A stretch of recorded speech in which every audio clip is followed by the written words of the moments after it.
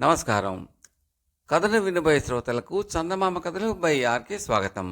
ప్రస్తుతం మీరు వినబోయే కథ చందమామ మందహాసం రెండవ భాగం. చంటిబిడ్డకు బద్ర్ బసీం అని నామకరణం జరిగినాక అతడి మేనమామ గుల్నార్కు అన్న ఆయన సాలిహ్ వాడిని చేతుల్లోకి తీసుకుని ముద్దాడుతూ మధ్య మధ్య పైకి ఎత్తుతూ గదిలో అటు ఇటు పచారులు చేశాడు. అతను ఉన్నట్టుండి ఒక్క ఎగురున గవాక్షంలోకి ఎక్కి చంటివాడితో సహా సముద్రంలోకి దూకి మాయమైపోయాడు. రాజు షారిమాన్ పొలిగేకలు పెట్టి నెత్తి బాదుకుని ప్రాణం కడబట్టినంత పని చేశాడు. గుల్నార్ ఆయనను అనునయిస్తూ, తాపిగా బిడ్డ కోసం ఏమాత్రమూ బెంగపడకండి. కడుపును మోసి కన్నదాన్ని నాకు లేని భయం మీకు దేనికి? మా అన్నవాడికి అపాయమూ రానివ్వడు. బిడ్డ తడవనైనా తడబడు, చూస్తూ ఉండండి. వాడిలో మీ రక్తం సగం ఉన్నప్పటికీ నా నుంచి వాడికి నీటిలో జీవించే గుణం అబ్బింది. మా అన్న ఇప్పుడే తిరిగి వస్తాడులేండి అన్నది. మిగిలిన సముద్ర స్త్రీలు కూడా అదే మాట చెప్పారు. అయినప్పటికీ సాలిహ్ బిడ్డతో సహా తిరిగి వచ్చిన దాకా రాజు మనస్సు కుదుట పడలేదు. సాలిహ్ సముద్రంలో నుంచి ఒక గెంతున గవాక్షం మీదకి వచ్చి గదిలోకి దిగాడు. అతని చేతుల్లో ఉన్న బిడ్డ చెక్కు చెదరక శాంతంగా ఉండడమే కాక నవ్వుతున్నాడు కూడాను.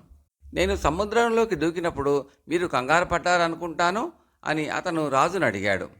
కంగారా, బిడ్డ మళ్ళీ కళ్ళబడతాడనుకోలేదు అన్నాడు రాజు. ఇక వీడికి నీటి భయం లేదు. నేను వీడికి చేయవలసిన మంత్రతంత్రాలన్నీ చేశాను.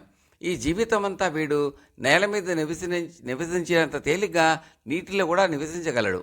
సముద్ర మానవులకు ఉండే హక్కులన్నీ వాడికి కూడా ఉన్నాయి అని సాలిహ్ అన్నాడు. అతను బిడ్డను తల్లికి తిరిగిచ్చి ఒక సంచి తీసి అందులో ఉన్నదంతా ఒక తివాచి పైన దిమ్మరించాడు. వాటిలో పావురాయి గుడ్లంత వజ్రాలు, 6 అంగుళాల నిడివిగల పచ్చల పలకలు, పెద్ద పెద్ద ముత్యాల చీర్లు, వింత అయిన ఎరుపు రంగు గల కెంపులు, ఇంకా అనేక రకాల సముద్ర రత్నాలు ఉన్నాయి. వాటి కాంతులు ఆ గది అంతా వెలిగించాయి. వట్టి చేతులతో బయలుదేరటం ఇష్టం లేక దొరికినవి తెచ్చాను. ఈసారి వచ్చేటప్పుడు మేలైన రత్నాలు ఎంచి తెస్తాను అన్నాడు సాలిహ్ రాజుతో. తన బావమరిదికి తన కృతజ్ఞత ఎలా చెప్పాలో తెలియక రాజు తన భార్యకేసి తిరిగి, మీ అన్న చేసిన బహుమానాలతో నా మతి చెడింది. ఇందులో ఒక్కొక్కటి నా రాజ్యం విలువ చేస్తుంది అన్నాడు. గుల్నార్ తన అన్నకు కృతజ్ఞత తెలిపి తన భర్తతో, ఇవి నిజంగా మీ యోగ్యతకు తగవు. మీరు మాకు చేసిన మేలు ఈ జన్మలో తీరేది కాదు అన్నది. రాజు తన బావమరిదిని కౌగలించుకుని అతని వెంట వచ్చిన స్త్రీలు 40 రోజుల పాటు తన ఇంట ఉండి విందులు ఆరగించాలని కోరాడు. 40 రోజులు గడిచాక సాలిహ్ రాజును తమ ప్రయాణానికి అనుమతి కోరాడు. తమకు ఇంటి మీద బుద్ధి మళ్ళిందని, జలవాసులు దీర్ఘకాలం భూమి మీద ఉండటం ఆరోగ్యానికి అంత మంచిది కాదని అతను అన్నాడు. అప్పుడు తాము వచ్చి చెల్లెల్ని మేనల్ని చూసిపోతూ ఉండగలమని కూడా అతను రాజుకు చెప్పాడు. నాకు కూడా మీ రాజ్యానికి రావాలనే ఉన్నది, కానీ అది సాధ్యం కాదు. నాకు మొదటి నుంచి నీరంటే తగని భయం కూడాను అన్నాడు రాజు. ఆ తర్వాత గుల్నారు బంధువులు సముద్రంలోకి దూకి ఎలా వచ్చారో అలాగే వెళ్ళిపోయారు. బద్ర్ బసీంకు 4 ఏళ్లు నిండేదాకా గుల్నార్ తానే పాలిచ్చింది.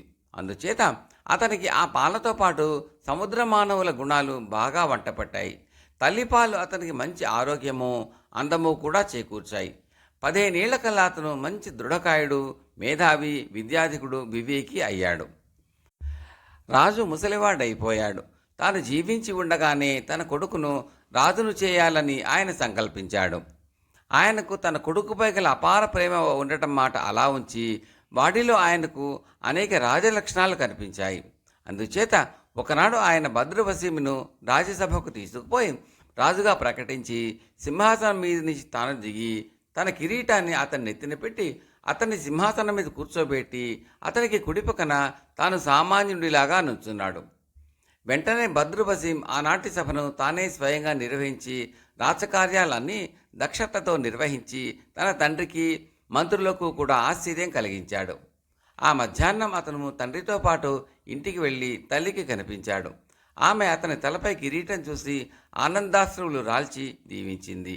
1 ఏడాది పాటు ముగ్గురు ఆనందంగా జీవించారు. ఆ తర్వాత రాజుకు అవసాన కాలం వచ్చేసింది.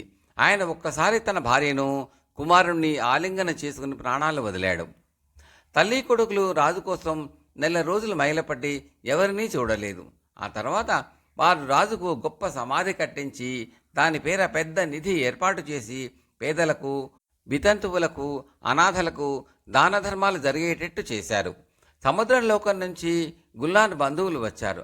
ఆ మధ్యకాలంలో వారు చాలాసార్లు వచ్చి వెళ్ళారు. కానీ రాజుగారి ఆఖరు గడియలలో తాము దగ్గర లేనందుకు వారు చాలా విచారించారు. ఏడుపులతోనూ ఓదార్పులతోనూ కొన్ని వారాలు గడిచిన మీదట బద్రుబసీం తిరిగి రాజలాంఛనాలు, కిరీటము ధరించి దర్బారు జరపసాగాడు. ఈ విధంగా మరొక సంవత్సర కాలం గడిచిపోయింది. ఒకనాటి అపరాహ్నం తలవని తలంపుగా సాలిహ్ సముద్రం నుంచి తన చెల్లెల్ని, మేనల్లుడిని చూడవచ్చాడు. బద్రుబసీం ఒక మంచం మీద పడుకుని ఉన్నాడు. అన్నా చెల్లెళ్ళు ఏవేవో విషయాలు మాట్లాడుకున్నారు. మాటల సందర్భంలో సాలిహ్ తన మేనల్లుడు గుణగణాల గురించి ఘనంగా మాట్లాడసాగాడు. ఆ మాటలు తాను వింటున్నట్టు తెలియడం బాగుండదని బద్రుబసీం కళ్ళు మూసుకుని నిద్రపోతున్నట్టు పడుకున్నాడు. తన మేనల్లుడు నిద్రపోతున్నాడు అనుకుని సాలిహ్ అతని పెళ్లి ప్రస్తావన తెచ్చి, నీ కొడుకు పెళ్ళియీడు వచ్చింది, వాడికి తగిన సముద్ర రాజకుమార్తెను ఒకతని చూసి సాధ్యమైనంత తొందరలో పెళ్లి చేసేయటం మంచిదనుకుంటాను అన్నాడు. నాకు మాత్రం అంతకన్నా కావలసిందేముంది? నాకా ఒక్కడే కొడుకు, వాడికి సంతానం కలిగితే చూడాలని నాకు కోరికగానే ఉన్నది. అయితే పెళ్ళియీడు గల సముద్ర కన్యలు ఎవరున్నారో చెప్పు అన్నది గుల్నార్. సాలిహ్ అనేక మంది కన్యల గురించి చెప్పాడు. గుల్నార్ వారిని ఎరగకపోయినా వారి తల్లిదండ్రులను ఎరుగును. ఒకత తండ్రి మంచివాడు కాదని, ఒకత తల్లి చెడ్డదని, మరొకరిది మంచి వంశం కాదని, ఇంకొకతే చెడ్డ సాంప్రదాయం నుంచి వచ్చిందని చెప్పి అందరినీ గుల్నార్ కొట్టి పారేసింది. నీ కొడుకు చేసుకోబోయే పిల్లని గురించి నీకు పట్టుదల ఉండటం మెచ్చుకోదగ్గ సంగతి. ఇంకొక పిల్లని గురించి చెప్పాలి, కానీ మనవాడు ఆ పిల్లని గురించి వినటం అంత క్షేమం కాదు. వాడు నిద్రపోతున్నాడో లేదో ముందు చూడాలి అన్నాడు సాలిహ్.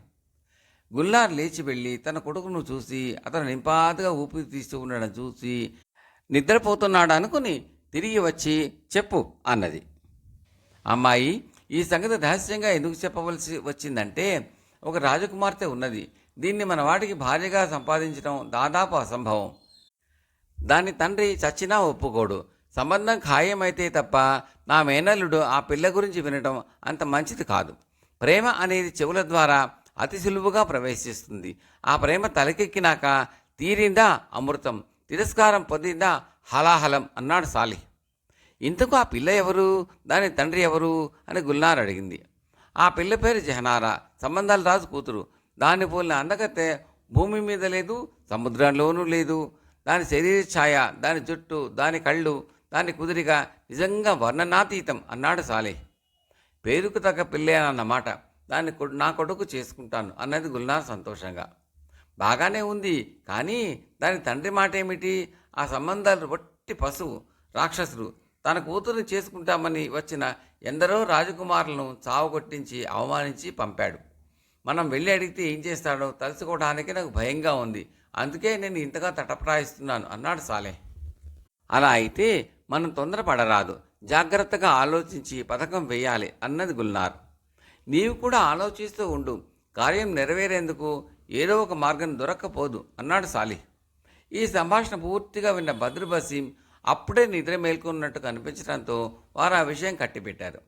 కానీ జరగవలసింది జరిగిపోయింది. బద్రుబసీం హృదయం జహనారా గురించి ఆలోచించసాగింది.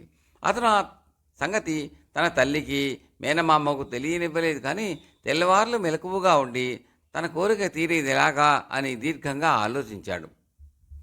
అతను తెల్లవారుజామునే లేచి తన మేనమామను లేపి, మామ, సముద్రం ఒడ్డున షికారుకు పోదాం అనిపిస్తున్నది, నీవు కూడా వస్తావా అని అడిగాడు. సాలిహ్ సరేనన్నాడు. ఇద్దరూ సముద్ర తీరానికి వెళ్లారు. ఇద్దరు ఎంతసేపు నడిచినా బద్రుబసీం తన మేనమామతో ఒక మాట కూడా మాట్లాడలేదు. చివరకు అతను ఒక రాతి మీద కూర్చొని నిట్టూర్పులు విడుస్తూ సంబంధాల రాజు కూతురైన జహనారా పైన ఒక ప్రేమ గీతం పాడాడు. ఆ గీతం వింటూనే సాలిహ్, అయితే నేను మీ అమ్మతో మాట్లాడిన మాటలన్నీ విన్నావన్నమాట. అంతా అల్లా ఇచ్చా. ఆ సంబంధం గురించి ఇంకా మాటలైనా జరగకముందే నీవు ఆ పిల్లకు హృదయం అర్పించి కూర్చున్నావు. ఇందుకు నాకు చాలా విచారంగా ఉన్నది అన్నాడు. ఆమె లేకుండా నేను బతకలేను అన్నాడు బద్రుబసీం. సరే, అయితే ఇంటికి వెళ్ళి మీ అమ్మతో చెప్పి సంబంధాల రాజు వద్దకు పోదాం పద అన్నాడు సాలెహ్. మా అమ్మను అడగను, ఆమె ఎలాగూ అనుమతి ఇవ్వదు. సమందల్ పశుప్రాయుడు గనక నన్ను ఏమి చేసిపోతాడో అని ఆమె భయపడుతుంది.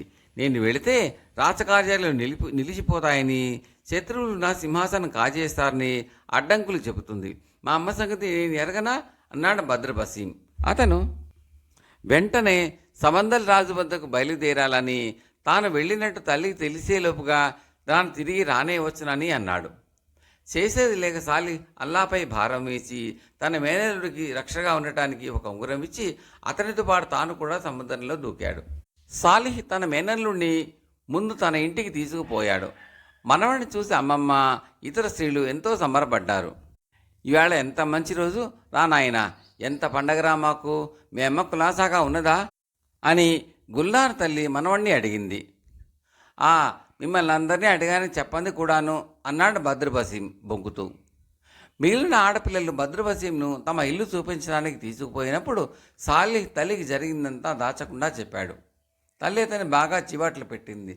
సమందల్ ఎటువంటి దూర్తుడో నీకు తెలుసు, వాడికి బుద్ధితోనేమో అహంకారం జాస్తీను. అలాంటప్పుడు ఆ దుర్మార్గుడి కూతురిని గురించి ఆ కుర్రపెదవ వినేలాగా మాట్లాడవచ్చునా? పేరైనా వాడి దగ్గర ఉచ్చరించడం ప్రమాదం కదా అన్నదామె. నిజమేననుకో, కానీ అయిన దానికి చింతించి ఏం లాభం?